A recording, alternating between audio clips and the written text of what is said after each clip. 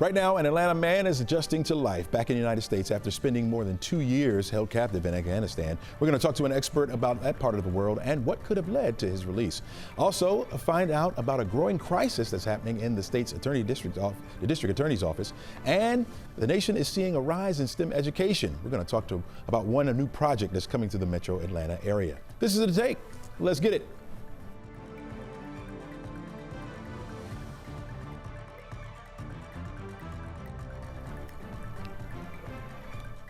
Hello and welcome to The Take. I'm Chesley McNeil, and this is where we go above and beyond the headlines and we look at the why and how stories are impacting you and your community. We invite experts in to give their expertise and give their take on today's top stories. We also try to have a little bit of fun as well. So let's have some fun today. But first, we're going to start off with a part of last week that you saw the release from captive of George Glessman. The Metro Atlanta native was taken into custody while traveling in Afghanistan in 2022. Georgia's U.S. Senators John Ossoff and Raphael Warnock said in a joint statement that Glessman had traveled to Afghanistan for a 5-day trip to explore the cultural landscape and rich history of Afghanistan. He is the third U.S. citizen to be freed from Afghanistan this year. A spokesman from the Glessman family says that his wife is overjoyed and relieved that he's coming back home. Alexandra is overjoyed. She's relieved. And I think that George now has a lot of stress taken off of his shoulders, and he can get back and he can start focusing in on his health. And I'm sure he's overjoyed as well. All right, so many questions to unravel in this case. Here to answer a couple of them is Renard Sexton. He's the associate professor at Emory University. His research covers insurgency and terrorism and has expertise in the region of Afghanistan. Professor Renard, how you doing this morning? Thanks for having me. It's great. All right. First of all, talk to us about this region. Is this a real volatile part of the world? That's right. I mean, certainly over the last couple of years since the Taliban took back over Afghanistan, I'm not sure I would recommend traveling there for tourism. But that's a change. In the past, people really did go there to do, adventure tourism of sorts. There's a lot to see. And so I think in the past, this wouldn't have been as crazy as it seems today. So the both senators said in a joint statement that he was there on somewhat of a vacation, but is this an unusual place to take a vacation? Yeah, so I spent, a couple of years in Afghanistan about a decade ago doing research. And while I was there, you did see people come through to do a variety of different things. One major interesting thing that people do in Afghanistan is backcountry skiing. In fact, some Swiss folks set up a series of ski races that took place for, I think, close to 15 years in the central areas, especially around Bamiyan, but also up towards the Wakhan corridor. I mean, basically, you have incredible mountains with great snow with very few skiers. So for folks that like backcountry skiing, it's kind of a really untouched area. I mean, you've also got beautiful mosques and other religious sites. And for people who like hiking during the summertime, you really can get some stunning mountain scenery. So if the safety issues weren't there, I could see them very well going there. Of course, nowadays, being abducted by the Taliban would certainly keep me from going on vacation. Right. Now, we know this country is currently ruled by the Taliban. Explain to us this group of people and the dangers that exist there. That's right. So for almost 20 years, the United States and its NATO allies helped a different regime under sort of quasi-democratic government try to transition Afghanistan away from the former Taliban regime. But over time, I guess the West sort of lost interest, and the Taliban reconstituted itself and took back power basically by conquesting the rest of the country when U.S. troops were removed. And so now it's a very authoritarian setting in which women are excluded from most of public society, and a sort of very, I would say, extreme version of Islam rules in terms of the public policy. So unless that's something you feel comfortable with, I think it's difficult. Now, some people who are maybe Afghan Americans or folks that have family there, you can visit, sort of blend in. But I think for people that are purely coming as tourists and don't have another connection to the country, it would be pretty difficult to make it through without attracting attention. George Glessman was held there for more than 2 years. Do you know what his conditions were like being held in captivity there? I mean, I can only speculate because I don't know how things have been the last couple of years in terms of what the prisons are like. But even during the Karzai and previous governments, the prisons were not great. Now, it's possible as an American he was treated better, and certainly the reason he was released was that the Taliban are seeking better relations with the United States. I mean, they have active insurgencies contesting them, right? There's Islamic State affiliates there. And so my guess is that he was treated relatively well, certainly better than the typical Afghan prisoner, but I'm sure it was pretty tough. Now, you explained those beautiful places. Do you see things getting better for Americans going there in the future? I certainly hope so someday. I mean, the food is great, the people are wonderful, and the scenery is lovely. So if the circumstances can change, absolutely. I mean, I think back to when I first visited Vietnam. My father, grew up in the anti-war era, couldn't believe that I would be going on vacation to Vietnam, which for him was like, a place of extreme warfare. So maybe by the time my daughter grows up, people will be going to Afghanistan for tourism. What your time spent there, what was safe about your visit there, or what did you have to watch out for at least? During my time there, the society was very interested in encouraging of foreigners coming, doing aid projects, helping to improve the country. So I could walk around Kabul pretty easily, right? Now, certain organizations restricted the movement of their people, but, I would walk to restaurants, I would ride around in a taxi. You certainly had to, pay attention to crazy drivers, potholes, beggars in the street, and maybe the occasional mugger or carjacker. But generally speaking, I would say if you're used to Atlanta driving, Kabul driving is maybe not so far away. Wow. Yeah. Okay. There you go. Professor Sexton, Emory University. Really appreciate you joining us and giving us that insight for today. Thanks very much for having me. All right. Take care. Some residents in Floyd County are back home today after wildfires spread fast and threatened homes in a community just outside of Rome, Georgia. It jumped Highway 156 Sunday afternoon, prompting red flag warnings and evacuation orders for that area. The county fire chief said that the fire started small behind a home, but quickly spread because of the dry and windy conditions out there. This morning, the fire is contained and Highway 156 is reopened, but officials say to ensure safety, they need rain. And they got it this morning, just like a lot of us got that rain this morning. It was coming down pretty heavy, especially in Floyd County, probably a little close to an inch of rainfall there. Today, rain's clearing out as we speak, and so we'll have the clouds in place for the rest of the afternoon. You may get a break or two in those clouds, especially as we head toward the latter half of the day. Will give us a little bit of sunshine. That's going to help to boost our temperature up to about 70 degrees. And believe it or not, 70 would be the coolest day of the week. We're going to be warming up even more. Tuesday, you're looking at 76 for the high temperature under mostly sunny skies. We're looking at 73 degrees for the high temperature on Wednesday. We'll stay in the low 70s for Thursday, and then watch that temperature go up a little bit as we head into Friday. We're looking at 78, 80s by the time we hit the weekend, but our next best chance of rain will be over the weekend. Right now, we're looking at Sunday with a 30% chance for some scattered showers to be around. All right, don't go anywhere, folks. We're back right after this.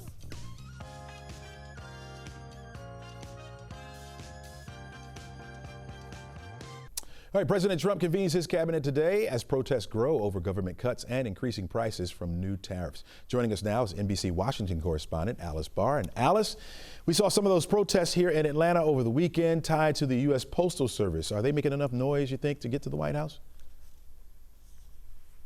Yeah, it's a good question. I mean, we're just really starting to see these protests begin to build steam. It seemed like a lot of Democrats were kind of flattened after that decisive win from President Trump in the election.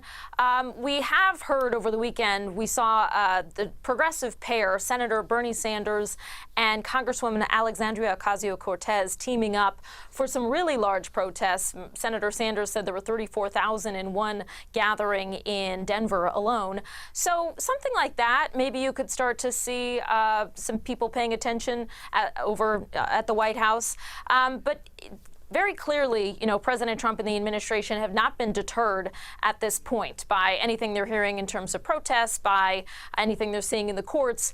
They're really pressing ahead and certainly pushing back against protests you've seen outside of Tesla dealerships, the kinds of vandalism and in some cases, violence that has broken out surrounding Tesla and Elon Musk's ownership of that company. So they're, I would say, defiant at this point. Speaking of Elon Musk, right? The last time the president had a cabinet meeting, gotten caught of a little pickle there because Elon Musk was a part of it. What do we expect this go around? Yeah, so it's not clear whether Elon Musk is going to be at the cabinet meeting today. The last time the cabinet got together was when there was some reporting that came out of that meeting of what happened behind closed doors, that some of the cabinet secretaries, particularly Secretary of State Marco Rubio, raised some issue with the way that Elon Musk has been coming through and, making these slash and burn kind of cuts to a lot of the different federal agencies, and kind of voicing that they want to make sure that they have more control over what's happening within their own departments. And it was after that that President Trump came out and made the statement that the cabinet secretaries are in charge and make the ultimate decisions about what happens within their agencies, and that Elon Musk advises but doesn't actually make any final decisions. So whether he'll be present today, whether he'll be sort of mollified in any way is not entirely clear, though he's remained close to President Trump after that last cabinet meeting. It's not as if he's taken a back seat since that time. Gotcha. All right, we've been hearing about the call for top Senate Democrat Chuck Schumer to step down. What have you been hearing on the Capitol? Yeah, so there were protests outside his home in New York over the weekend from decent-sized crowds saying that it's time for new leadership. And this stems most recently from the Senate Minority Leader, Chuck Schumer, going along with another group of Democrats to back a Republican funding bill in order to keep the government from shutting down. And there was a large faction of Democrats, including Alexandria Ocasio-Cortez, who I just mentioned, who came out very vocally against that. She called it a betrayal to have had these Democrats pairing with Republicans in order to pass really anything. There were those who saw that as a moment to really stand up and fight back against what's been happening in the Trump administration. Senator Schumer has said that he believes firmly that a shutdown would have been an order of magnitude worse, and that he thinks that the executive branch of the Trump administration could have moved unfettered in a shutdown to make even deeper, more sweeping cuts. So he's been defending that. He's saying that he is not going to step down from his leadership position despite some of those calls, and that he believes that he vocally is saying he wants to fight back against the Trump administration, but it's a question of whether he can kind of regain some trust. Gotcha. All right, Alice, thanks for your insight. As always, we'll see you back here again tomorrow. Thank you. All right. Some Georgia prosecutors are sounding the alarm, saying a brewing crisis is hurting their ability to hold criminals accountable. 11Alive's investigative reporter Zach Merchant joins us now with a look at a new report being published today. And you're shining a light on the problem. Zach, what are you uncovering here? You're right. We spoke with prosecutors who say the state of Georgia is not providing enough funding to hire and retain staff, leading to vacancies, backlogs, and too few assistant district attorneys for too many cases. How many vacancies are you seeing right now, Zach? Actually, I'm looking at the list right now. This is it. You can see it with me here. This is a list from the Prosecuting Attorneys Council of Georgia. Their executive director, Pete Skandalakis, provided it. It shows about 10% of state-funded ADA positions were vacant at the end of February. Now, he says the starting ADA pay, it's about $60,000 per year. It's a little complicated, like with anything when we're talking about state funding. In this case, counties can supplement funding, but as you might imagine, a big county somewhere in a metro area like a DeKalb or a Fulton, they have a lot of money to supplement those funds. If you are in a more rural area, they have fewer dollars to spend, so there's less supplemental funding. No surprise, the staffing problems are most acute in circuits outside of Georgia's major metro areas. So how does this impact the prosecutor's ability to enforce the law? Well, as you can imagine, when you have a shortage like that, it makes it harder to prosecute the law. One district attorney, Wright Barksdale, he is in the Okmulgee Judicial Circuit, and that's southeast of Atlanta. It includes counties like Jasper, Putnam, and 6 other counties. He said his office actually is fully staffed when it comes to the state-funded positions, but he says even in a fully staffed position, when you're in a circuit kind of outside of these major metro spots, they're still having problems. He says he is an aggressive recruiter, but that low funding means low pay for prosecutors, which in turn makes it harder to hire the best candidates, and it keeps them even harder to keep the good candidates that you do get in the door. Wright Barksdale says even though he is fully staffed, his office, they just don't have the manpower to cover the entire 8-county circuit they're responsible for. A great example, we recently visited their Jasper County office. One of his line prosecutors, he's a senior assistant district attorney. He told us that he alone is responsible for about 650 cases. Now that's an extreme example, but Wright Barksdale said it is and he worries, a tip of the iceberg alarm there. Yeah. And Zach, does this affect the victims in their cases as well? It sure does. Wright Barksdale, he's been outspoken about this. He said, look, they've got a big caseload. They don't have enough people to handle it. He says his staff, they're working hard, and he praised their efforts, their work ethic, but he said it's a numbers problem, and it means that the staff has to triage their caseload, focusing on the most serious crimes at the expense of ones that are, relatively speaking, less serious. He pointed to an example. He said it's not uncommon for the office to offer plea deals with no incarceration time. That means no time behind bars for nonviolent felonies. And he also admitted that with staff stretched thin, sometimes victims are not always notified of developments in their case. And he said casework itself can also suffer when his staff, they're just juggling so many different priorities at once. Here's what he told me in our conversation recently when I asked him about all this. There are going to be people who hear you saying all of this, and they're going to think, this is an elected district attorney blowing the whistle on himself. I think that what is important, what's important to remember is this. I'm a truth seeker. I follow the evidence, and I try my very best to follow the law. And the truth is the truth. And what I'm telling you is victims are not being served, and public safety as a whole across this state is taking a hit because district attorneys' offices are not properly funded. So that is the state of play, according to Barksdale and other Georgia prosecutors. Here's one update to keep an eye on. The Prosecuting Attorneys Council of Georgia, they have asked the state legislature to step in and provide a lifeline and approve a series of funding increases for assistant district attorneys. The plan currently before the Senate Appropriations Committee with just a few weeks left in the legislative session. We'll be watching closely to see what happens with that. Yeah, we'll be watching you tonight. Zach, want to hear more about this. Thanks so much for joining us. All right, you can watch Zach's full report tonight right here on 11 Live Plus starting at 11 p.m. Plenty more show for you coming up. This is The Take. This is 11 Live Plus. We'll be back right after this. Welcome back to the show. There's a need for a specialized form of education known as STEM, just short for science, technology, engineering, and math. The U.S. Bureau of Labor Statistics shows that over the next 10 years, STEM occupations are projected to grow by roughly 10.5%. Specifically, jobs in software development are projected to increase by 17%. That outpaces the 4% growth rate for all other careers. Here to talk more about it now is Linda Moore, the Executive Director of the Johnson STEM Activity Center right here in Atlanta. Linda, welcome to the show. Thank you. All right. Thank you for having me. Absolutely. Linda, when you hear those statistics, it seems like we're at a critical time or moment when it comes to STEM education in America. How far outpaced are we than the rest of the world regarding our kids learning science and math? That is a good question. We are significantly being outpaced by a number of other countries. But I will talk about just Atlanta in particular for a moment because that's where we are. We are working very hard at the Johnson STEM Activity Center to actually address that very issue. We do focus on STEM, and roughly we have about 7,000 students per year who come and visit our center who are being exposed to STEM and are getting hands-on real-world experience in STEM.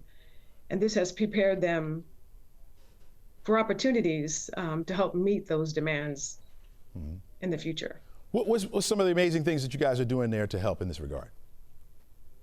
Well, we have a number of programs. Our flagship program is robotics, primarily K through 12, but we also have computer programming. We have VR. We recently brought on, in the last 2 weeks, the Science on a Sphere, which will address environmental sciences. That's something we will open next month. But I will tell you that our primary student, and a typical student who comes to us, is from Atlanta Public Schools. Some of them don't have the opportunities in their schools to have these STEM programs. We provide a resource for them that's available to them 24/7. They can come in after school, they can come in the mornings, they can come in at their leisure. We don't have any obstacles to prevent them from coming in. And that's one of the ways that we're trying to address this issue in STEM in the city of Atlanta. Gotcha. All right, so you have a new exhibit. You mentioned it. You just kind of brushed right past it there, but that's in my realm here. You're talking about Science on Sphere. And talk to me about this. Describe what this new interactive tool is all about. So the Science Ionosphere, we call it the SOS. It was invented at NOAA and developed in partnership with NASA. And basically, it's an animation of the Earth. So it's a globe that's suspended. Ours is suspended from the ceiling. It allows anyone to learn about the environmental sciences, but it's not limited to environmental science. You can learn about people, land, air, space, climate, which is one of my favorite topics, and the ocean, which definitely impacts the climate as well. We're looking at some of the video of it right now. It looks pretty cool. It's pretty cool. It looks very cool. You said it will open next month, right? It does open next month, April 26th to be exact. We're still, the sphere is up, but we're still working primarily just in the room itself to make it more accommodating to people and to get as many people to be able to come in and enjoy it and learn from it as we can. You're partnering with NASA and also Mr. Johnson, one of my friends, the inventor of the Super Soaker. Tell us about that partnership. Yeah, so basically NASA and Dr. Warren Edwards from Atlanta Public Schools, who's a STEAM coordinator from Atlanta Public Schools, was primarily responsible for the Johnson STEM Activity Center to be in the position to receive this, to be able to educate students from Atlanta Public Schools primarily. But as I mentioned earlier, we do educate quite a few students that are outside the metro Atlanta area as well. Dr. Johnson, who actually was a NASA rocket scientist himself in a former life, is very excited about this opportunity to round out our STEM program at the Johnson STEM Activity Center. So he is learning about all of the things and in real time as we are as well, and welcomes all students to come and join the Johnson STEM Activity Center when it opens in April. Wow, seems exciting. Linda, don't be surprised if you see me over there starting next month frequently. We'd love to have you. Come on over. Really appreciate it. Linda Moore, Executive Director at the Johnson STEM Activation Center. So really appreciate that and have a great day. Thank you, you too. All right. Don't go anywhere, folks. My final take coming up right after this. All right, we had some rain earlier this morning, but that's getting out of the way. Get it out of here. We'll have the clouds around for much of the afternoon. Late, we'll see those clouds break down, get a little sunshine in here before it sets today. Near 70 for your afternoon high. Better tomorrow. My pick for the week is Tuesday. 76 for your afternoon high temperature under mostly sunny skies. A few more clouds will come in with a little weak disturbance passing south of us on Wednesday. We'll be at 73, staying in the low 70s for Thursday. Then by Friday, we're going up 78 for your afternoon high, into the 80s over the upcoming weekend, but we'll also have to deal with some wet weather coming our way, about a 30% chance for a few scattered showers. Right now it looks to be Sunday. We'll see as we get a little bit closer to adjust that. That percentage may go up, folks, and we could use some rain, of course. All right, before we go, my final take. Did you know today is National Cheesesteak Day? Every year on March 24th, the delightful sandwich is celebrated. Started in my hometown of Philadelphia back in 1930, where a hot dog vendor decided to take some chop steak, put it on a roll. A taxi cab driver came by, got a whiff of that thing and said, "Hey man, let me get one of those." And it's been a hit ever since. Growing up in Philly, I probably had about 2 to 3 cheesesteaks a week. But outside of Philadelphia, people always ask me, what makes a good cheesesteak? And when I tell them the ingredients, they get grossed out. You gotta have salt, pepper, ketchup. And they go, ooh, salt, pepper, ketchup. If you go to Philadelphia, talk to any Philadelphian, they'll tell you that's what you put on it. But probably the most important ingredient is the roll. Amorosa rolls, folks, best in the world. With salt, pepper, ketchup on your cheesesteak. A little cheese, some onions, you know. That's what makes a good cheesesteak. What are you talking about? It's like a hamburger almost, right? It's a sandwich. It's what you do. Salt, pepper, ketchup. Ask anyone from Philadelphia. Philadelphia, stand up. Let them know what we're talking about. Hey, have a great day, folks. Enjoy a cheesesteak. On me. Send me the bill. I'll hook you up. Have a great day.